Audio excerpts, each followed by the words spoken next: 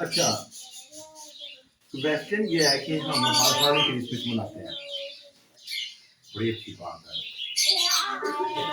تو بے شک ہم کسی حالت میں ہوں، غم کی حالت میں ہوں، خوشی کی حالت میں ہوں، ہم کیونکہ یہ بہت بڑی خوشی ہے اور اسی خوشی میں تو ہمارے سارے غم، ہماری ساری مشکلاتیں، ہمارے سارے مسائل حل ہوئے ہیں. کیونکہ ہم تو سب پر سزا کا حکم تھا، سب نے گناہ کیا اور خدا کے جلال سے محروم ہے. تو ہم تو سب موت کی حالت میں رہ رہے تھے، گناہ کی حالت میں زندگیاں بسر کر رہے تھے. اور یسوع مسیح جب آئے تو انہوں نے ہماری یہ گناہ اپنے اوپر لے لیا ہے نا. تو اب ہمیں غور کرنا ہے کہ یسوع مسیح کیا کرنے آئے تھے، کیوں آئے تھے. کیا یسوع مسیح جو کرنے آئے تھے ہم اس کو سمجھ پائے ہیں کہ نہیں اتنے سالوں میں.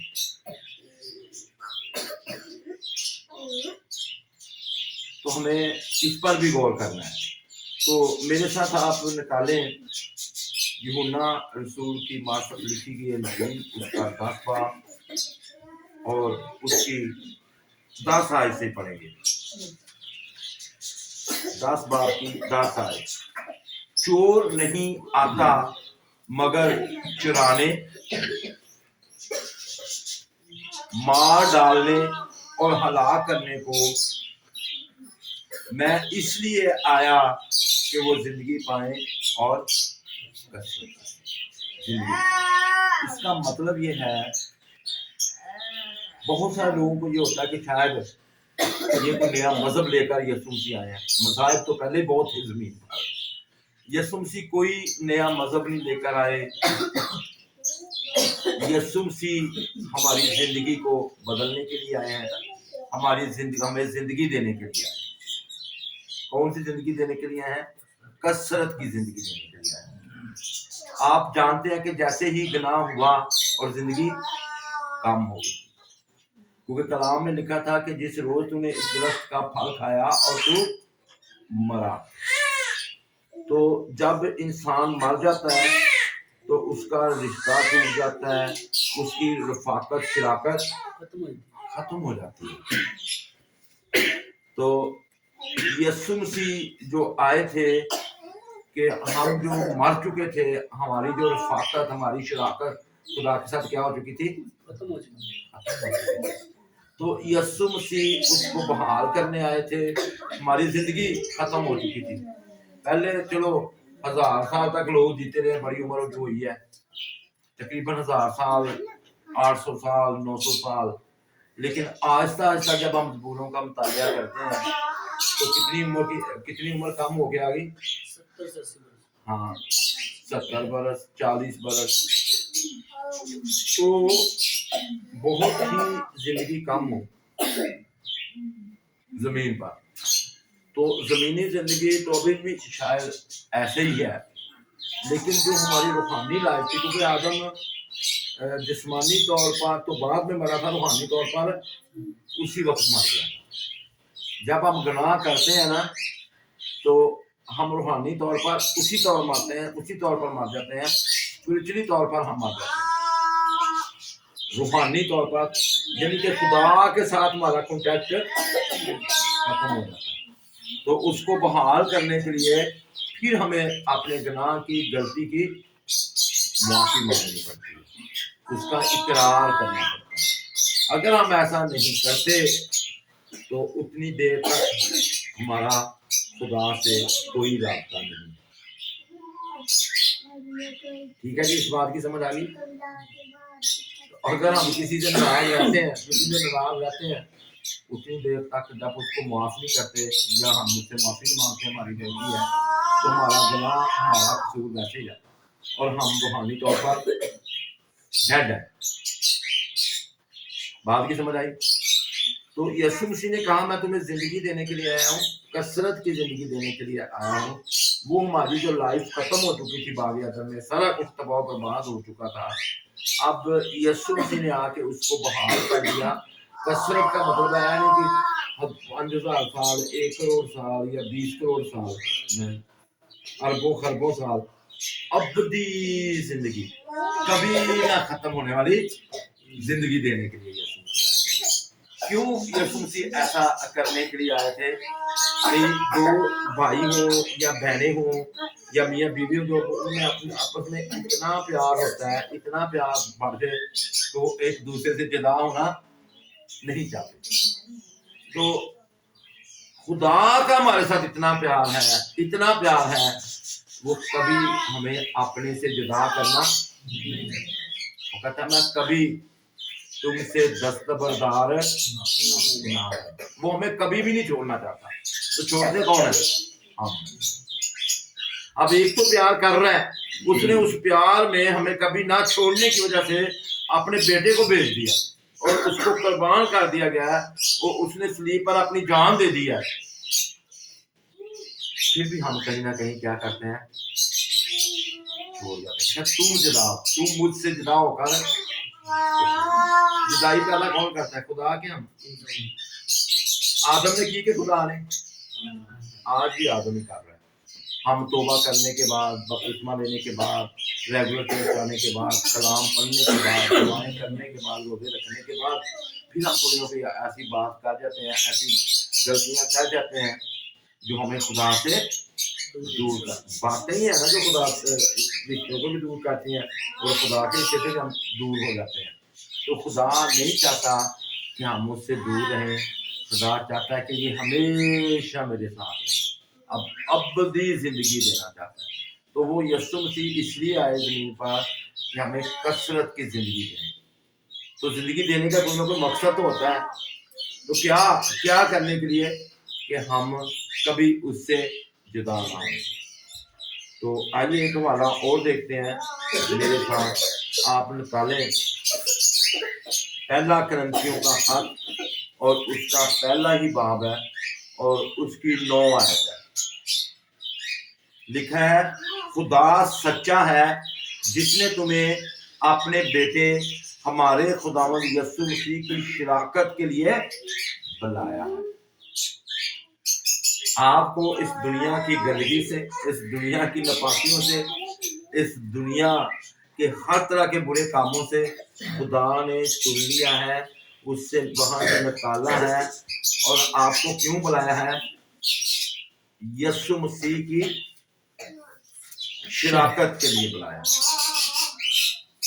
کیا ہماری اس کے ساتھ شراکت ہے؟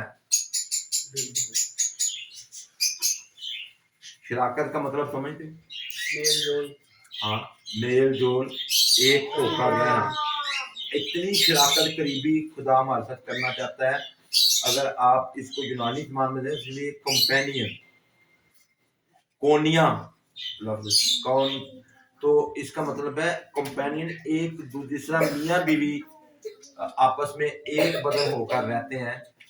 اسی طرح خدا ہمارے ساتھ ایک روح ہو کے رہنا چاہتا ہے.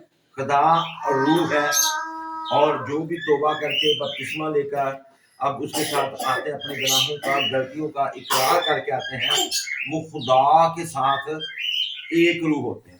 ان کی روح کے ساتھ خدا کا روح مل جاتا ہے اور پھر وہ مل کر کام کرتے ہیں.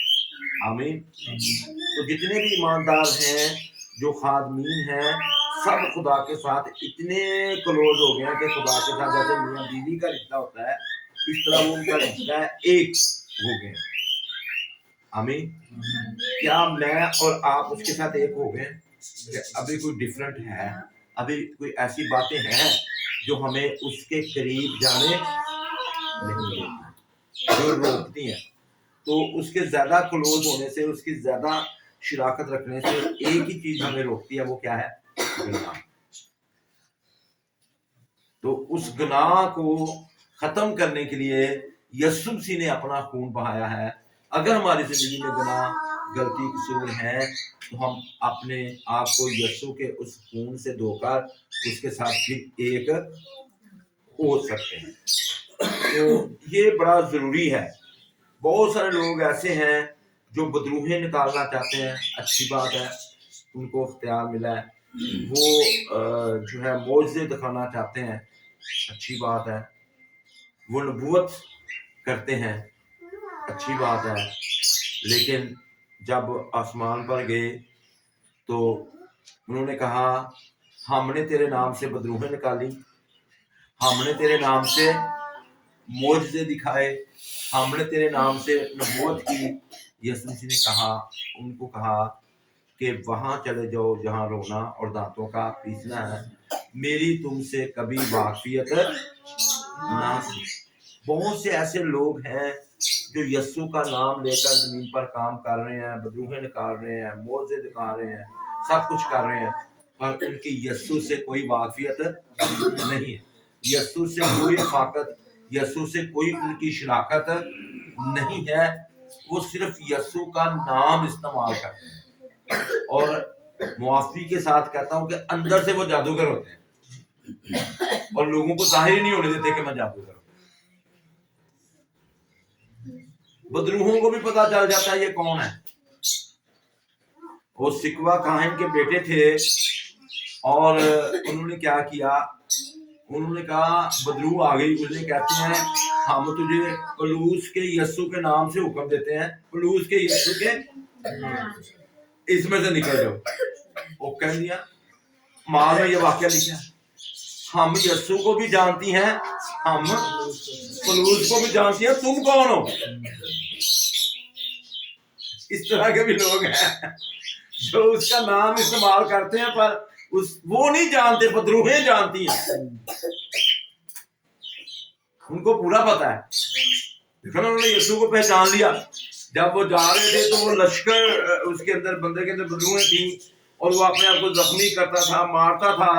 جیسے یسوع گیا، وہ جو زنجیروں سے باندھ زنجیریں توڑ دیتا تھا، بیڑیوں کو ٹکڑے ٹکڑے کر دیتا تھا، کسی سے پکڑا نہیں جاتا تھا، جیسے یسوع گیا اس کے قدموں میں گرا، کہتا تو خدا کا قدوس ہے، تو خدا کا بیٹا ہے۔ پھر تو ہمیں وقت سے پہلے کیوں عذاب میں ڈالنے آ گیا ہے؟ وہ جانتی تھی اس کی پاور کو، اس کی طاقت کو، تو ہمیں حکم دے تو ہم اس میں سے نکل جائیں گے۔ ایسے ایمانداروں کے پاس یہ اختیار ہے۔ کیا اختیار ہے ایمانداروں کا؟ یہ سرٹیفکیٹ ہے۔ کیا کرے گا؟ جو ایمان لائیں گے، ایمان لانے والوں کے درمیان معجزے ہوں گے، وہ میرے نام سے بدروہوں کو نکالیں گے، وہ بیماروں پر ہاتھ رکھیں گے تو بیمار اچھے ہو جائیں گے۔ یہ ایماندار کی پہچان ہے، پر بہت سارے ایماندار ایسے ہیں جو صرف بدروہیں نکالتے ہیں، جو صرف معجزات ہی دکھاتے ہیں اور خدا کے ساتھ رفاقت نہیں رکھتے۔ ایک خدا کے خادم تھے، وہ بات بتاتے ہیں کہ وہ خدا کے ساتھ بہت زیادہ ان کی رفاقت تھی، وہ دن رات ہی خدا کے ساتھ رہتے تھے، تو خدا نے ان کو خدمت دے دی۔ جا رہا ہے خدمت تو ملتی ہے نا بھائی، تو وہ خدمت کر گئے، ان کی خدمت اتنی بڑھ گئی تو وہ خدمت میں مصروف ہو گئے۔ تو ان کے ساتھ ان کا ایک اسسٹنٹ پاسٹر تھا، وہ بھی ان کے ساتھ خدمت کرتا تھا، پر وہ خدا کے ساتھ رفاقت رکھتا تھا، وہ خدا کے ساتھ بیٹھتا تھا۔ تو ایک دن خدا نے اسے کہا، میں نے کہا خدا بہت پیار کرتا ہے، کہتا یار وہ جو تیرے بڑے پاسٹر صاحب ہیں، وہ سسٹر تھا نا، ان سے کہنا کہ میں آپ کو مس کرتا ہوں، آپ میرے ساتھ رفاقت نہیں لاتے ہیں آج کل۔ اس کے ذریعے پیغام دیا کہ ان کو بتاؤ میں آپ کو مس کر رہا ہوں، آپ خدمت میری کر رہے ہو، اچھی بات ہے، سارے کام کر رہے ہو، پر میں آپ کو مس کر رہا ہوں، آپ میرے ساتھ نہیں بیٹھ رہے۔ بہت سارے لوگ ایسے ہیں، کام تو صحیح ایمانداری والا کر رہے ہیں، پر خدا کے ساتھ ٹائم سپینڈ نہیں کرتے، خدا کے ساتھ وقت نہیں گزارتے۔ شراکت کا مطلب ہے ایک دوسرے کے ساتھ وقت گزارنا، میل جول رکھنا۔ اب دونوں میاں بیوی کی شادی ہو جائے، شوہر دی ساری ضرورتاں پوریاں کری جائے، پر انہوں ٹائم نہ دے تو کی کہے گی میں تو مس کر، یا بیوی شوہر نو ٹائم نہ دے، اپنے کاماں دی مصروف رہے۔ اسی طرح ہم نے خدا کو ٹائم دینا ہے، اس کے ساتھ وقت گزارنا ہے۔ تو ہم جاتے بھی ہیں تو ہم تو اپنی ضرورتوں کے لیے دعائیں کرتے رہتے ہیں، کبھی اس لحاظ سے گئے ہیں کہ میں خدا کے ساتھ وقت گزارنا چاہتا ہوں، تیرے ساتھ رفاقت آج رکھنا چاہتا ہوں، میرا ساتھ میرے ساتھ دل کی بات کر۔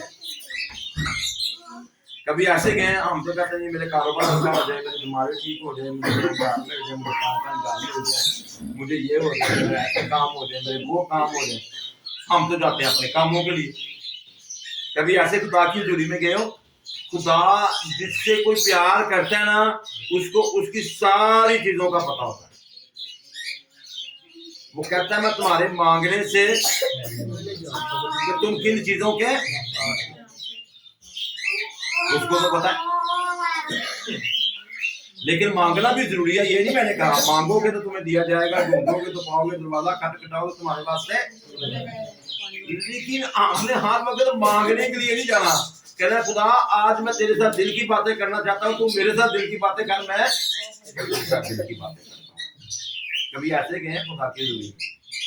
ایسے بہت کم لوگ جاتے ہیں.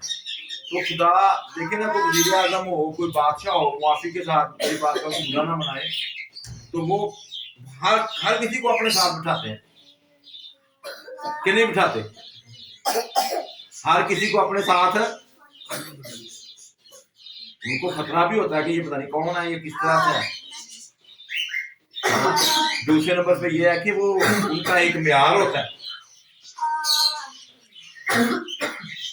ہر ملک کے نہیں، کئی ملکوں کے وزیر اعظم ایسے ہیں کہ وہ ایسا کر بھی لیتے ہیں. میں نے کئی دیکھا بیرون ملک میں وہ سائیکلوں پہ پھر رہے ہوتے ہیں. لیکن یہ ہر ایک ملک اپنے علاقے کا، ہر ایک اپنا اپنا ایک کلچر ہے. لیکن میں کسی کو برا نہیں کہہ رہا، لیکن میں اس بات پہ غور کر رہا ہوں کہ خدا کو دیکھیں، وہ ہر کسی کے ساتھ بیٹھ کے کھانا نہیں کھاتے. یسوع مسیح نے کیا کہا جب ہم مکاشفہ 3 بار پڑھتے ہیں؟ دیکھ میں تیرے دل کے دروازے پر کھڑا ہوا کیا کر رہا ہوں. کہاں؟ کون سے دروازے پر کھڑا ہوں؟ وہ کھڑا ہے. بادشاہوں کا بادشاہ، خدا بندوں کا خدا، پوری کائنات کا خالق اور مالک آپ کے دل کے دروازے کے باہر کھڑا ہے اور دستخط دے رہا ہے. کیا کہہ رہا ہے؟ میں تیرے دل کے دروازے کے باہر کھڑا دستخط دے رہا ہوں، تو دروازہ کھول اور میں اندر آنا چاہتا ہوں. اور پھر کیا کرنا چاہتا ہوں؟ تیرے ساتھ کھانا کھانا چاہتا ہوں. تو کھانا کس کے ساتھ کھایا جاتا ہے؟ جو دل کے قریب ہو اور اپنے برابر کے لوگوں کے ساتھ. اس نے آپ کو اپنے برابر کا اختیار دے دیا. ہاللیلویہ. یہی بات ہے نا کہ نہیں؟ جس طرح یسوع خدا کا بیٹا ہے اور جو یسوع کو قبول کرتا ہے اسی طرح وہ بھی خدا کا بیٹا بن. جتنے نے اس کو قبول کیا اس نے انہیں خدا کے فرزند بننے کا حق بخشا. وہ نہ خون سے نہ جسم کے ارادہ سے بلکہ خدا سے پیدا ہوا. پہلی پیدائش تو آپ کی ماں باپ سے ہوتی ہے اور دوسری پیدائش کس سے ہوتی ہے؟ کلام سے. دوسری پیدائش آپ کی کس سے ہوتی ہے؟ جب آپ کلام سنتے ہیں آپ کو سمجھ آتی ہے اور آپ اپنی ساری غلطی خطاؤں کو چھوڑ دیتے ہیں اور پھر آپ کی دوسری پیدائش کلام سے ہوتی ہے. اور کلام اب تک قائم رہے گا. جس نے اپنی دوسری پیدائش حاصل کر لیا، کلام سے پیدا ہو چکا ہے، وہ بھی اب تک کبھی نہیں مرے گا. ہاللیلویہ. یہ ہمارے لیے بڑی خوشی کی خبر ہے کہ یسوع مسیح اس لیے آئے کہ وہ ہمارے ساتھ رہیں، وہ ہمارے ساتھ بیٹھ کر کھانا کھائیں اور ہمارے ساتھ رفاقت اور شراکت رکھیں اور ہم اس کی رفاقت اور شراکت میں گہرے ہوتے جائیں. آمین آمین. اب ہم اپنی زندگیوں پر غور کریں کہ ہم کتنی رفاقت رکھتے ہیں اس کے ساتھ، کتنا کھانا اس کے ساتھ بیٹھ کر کھاتے ہیں. آپ کو پتا ہے خوراک 2 طرح کی ہے. یہ تو آپ کے ساتھ دل میں رہ کے روٹیاں نہیں کھانا. اگر جیسی گندم کی روٹی کھانا ہے یا تو وہ کھانا آئے گا، وہ کھانا کھائے گا. پہلا کیڑا کھانا کھائے گا؟ روح کی خوراک. وہ کیا ہے؟ روح کی خوراک کیا ہے؟ خدا کا کلام. یہ روح کی خوراک ہے. आमीन। तो खुदा हमारे साथ बैठकर खाना खाना चाहता है। यीशु मसीह ने उनसे कहा, जब यूहन्ना 6 बाब का मुताबिया करते हैं, लोग आए, यीशु तू कब आया, यीशु तू कब आया, तो फिर क्या हुआ? यीशु ने कहा, तुम मुझे इसलिए ढूंढते हो कि तुम रोटियां खाओ। 2 दफा रोटियों का मौजूदा भी हुआ था। तुम मुझे किस लिए तलाश कर रहे हो कि तुम रोटियां खाओ। तुम रोटियां खाने के लिए मेरे पीछे आ रहे हो। तुम्हारे बाप दादा ने बियाबान में मन खाया और वो मर गए। ये इस्राएल की बात थी। और जो आसमान से उतरी वो रोटी मैं हूं। जो कोई इस रोटी में से खाएगा वो अब तक कभी भूखा ना होगा, अब तक कभी ना मरेगा। फिर इसमें लिखा है कि फिर वो भूखा ना होगा, फिर वो प्यासा ना होगा। ये ऐसी रोटी है जो आपको, जो मजहब खाना चाहता है, कभी भूखा भी नहीं रहेगा। ये सही वाली भूख मिटाती है। वो वाली रोटी तो हम 3 टाइम खाते हैं तो फिर भूख लग जाती है। जिसने कहते हैं 2 घंटे लगे हो तो फिर कहते कुछ खान नू कर रहे हैं। लेकिन ये ऐसी रोटी है जो यीशु मसीह हमारे साथ बैठ के खाना चाहता है। ये आपको कभी भूखा, आमीन। तो कितने आप उसके साथ रफाकत रखते हो। ईमानदार बन जाना अच्छी बात है, लेकिन हमें इस तरह से भी रफाकत रखनी है दुआ के जरिए। कलाम में लिखा है कि जब हम दुआ करते हैं हम खुदा से बातें करते हैं। जब हम कलाम पढ़ते हैं खुदा हमसे बातें करते हैं। ज्यादा कलाम पढ़े, जो अनपढ़ है वो कलाम सुने। भी होर चीज़ां डाउनलोड कर लेंगे, ऑडियो बाइबल भी डाउनलोड करके अनपढ़ सुन सकते हैं। बहाना लाना जी मैं तो पढ़िया लिखा नहीं, अच्छा मैं कि खुदा दी गल्लां सुन सकता, तो वो कर सकते हैं। वो खादमों के कलाम को सुन सकते हैं, वो भी खुदा के साथ रफाकत रखते हैं। तो ये भी हमारे रूह की ग़िज़ा। जितना आप कलाम सुनेंगे, खुदा के बारे में उतना जानेंगे, उतना आप ज्यादा मजबूत होते जाएंगे। अगर आप मजबूत होना चाहते हैं, ज्यादा कलाम सुने, ज्यादा दुआ में वक्त गुजारें, उसकी परस्तश में। आपको गीत गाने आते हैं तब भी ठीक है, नहीं गाने आते परस्तश लगा लें, उनके साथ मिलकर गा लें। आपको मोबाइल में भी परस्तश लग सकती है, आपकी एलसीडी पर भी परस्तश है, तो इस तरह से आप कर सकते हैं। आप जितनी ज्यादा परस्तश सुनेंगे, जितना ज्यादा कलाम में वक्त गुजारेंगे, आप मजबूत होते जाएंगे। आपका रिश्ता खुदा के साथ मजबूत होता जाएगा और आप उसके साथ रफाकत रखते जाएंगे। तो खाली ये नहीं, ईमानदार समझते हैं कि हमने बैठ लिया और खुदा का कलाम सुन लिया और उसके बाद अपने अपने घरों, फिर अगले संडे आएंगे भी सुना, क्या यही खुदा चाहता है आपसे? किस किस को पता खुदा आपसे क्या है? खुदा आपसे भी खिदमत करवाना चाहता है। हम समझते कि नहीं अभी तो नौकरियां करने वाले नौकरियां करके भी खिदमत कर देते। हर एक शख्स ने खुदा की खिदमत करनी है, हर एक के पास उसकी खिदमत है। आमीन। अब देखें, जब पतरस जो खादम था, जो रसूल था, जब वो पकड़वाया गया, जेल में बंद था, किसने खिदमत की बाद में? कलीसिया और जिन्होंने पंजाबी च कहते हैं कि वो धरना दे के बह गई खुदा दे अगे। सारी रात ब दिलो जान क्या करती रही? दुआ करती रही। तो उनकी दुआओं से इतने पैरों में था पत्थर, है ना, बड़े सख्त पैर थे रूमिया कुमार के। उनका गेट काला बहुत बड़ा था। उन सारे पैरों में खुदा ने फिर आसमान से फरिश्ता भेजा और उसको उस कैद से छुड़ाया, उस कैद से निकाला और गेट खुद खड़ा। तो पतरस को ये समझ आ रही थी मैं रोया देख रहा हूँ। तो जब गेट से बाहर निकला ना, फिर उसको पता चला कि ये तो सच है, ये रोया नहीं है, ये तो हकीकत में हो रहा है। तो किसकी दुआओं से हुआ? आज कलीसिया कितनी दुआएं कर रही है। आज कितने खादम जो है वो जेलों में जकड़े हुए हैं। वो खुदा का काम कर रहे। कई ऐसे एरिया जहाँ पर آپ یسوع کا نام لے کے منادی نہیں کر سکتے، وہاں پر آپ بائبل کو پریچ نہیں کر سکتے۔ وہ وہاں جاتے ہیں، وہ ان کو پکڑ لیتے ہیں، وہ جیلوں میں بند ہے۔ کیا آپ نے کبھی ان کے لیے دعا کی؟ جب ہم خدا سے رفاقت لگے، خدا آپ کو بتائے گا یار اس کے لیے دعا کرو، اس کے لیے دعا کرو، آپ کی ڈیوٹی لگے گی۔ پھر آپ آگے کسی جس کی دعا کی ہوگی دعا کرے گا، جس کی کلام کی ہوگی کلام سنائے گا، جس کی پرستش ہوگی پرستش کا کام کرے گا۔ دیکھو نا، ساری کلیسیا نے دعا کی تو خادم، اس نے کلیسیا دی بھی ڈیوٹی ہے، خالی خادم دی ڈیوٹی۔ کلیسیا اپنے خادموں کے لیے کیا کرے؟ دعا کرے، ان کے ساتھ مل کر خدمت کرے، ان کے ساتھ کھڑی ہو۔ کس کو اختیار دیا گیا خدمت کرنے کا؟ خادم کو بھی، کلیسیا کو بھائی۔ کلیسیا میں سے خادم نکلتے ہیں نا، کلیسیا میں سے مبشر نکلتے ہیں نا، کلیسیا میں سے پرستار نکلتے ہیں، کلیسیا میں سے دعا کرنے والے نکلتے ہیں، لوگ تو اس میں سے نکلتے ہیں۔ ہم فردن اس کے اعضاء ہیں، کہ ہر اعضاء کیا ہے؟ ایک دوسرے کے ساتھ جڑا ہوا۔ یہ سارے اعضاء جڑ کر ایک بدن بنتے ہیں، اور بدن کا سارک یسوع بنتا ہے۔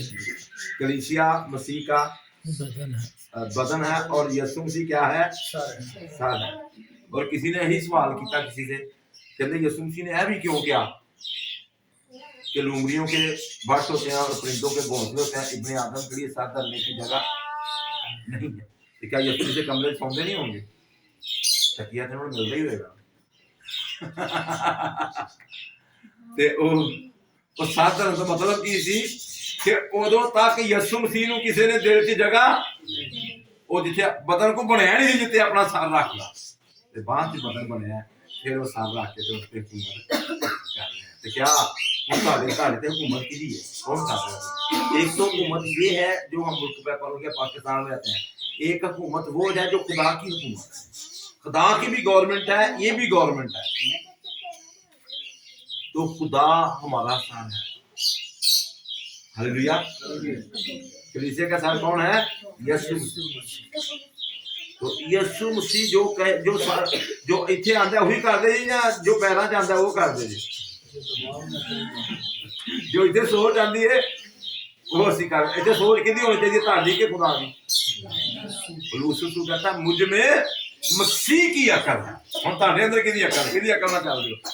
اگر اپنی عقل نہ چلاں گے تو غلطیاں کران گے تے پتہ نہیں۔ اگر یسوع مسیح دی عقل آ گئی ساڈے اندر تے پھر سانو کوئی بھی شکست، کیونکہ یسوع مسیح نے کبھی شکست نہیں کھادی۔ ایماندار وہ ہے، خادم وہ ہے جو اپنی عقل سے نہیں، یسوع مسیح کی عقل سے چلتا ہے۔ اور وہ عقل کہاں ہے؟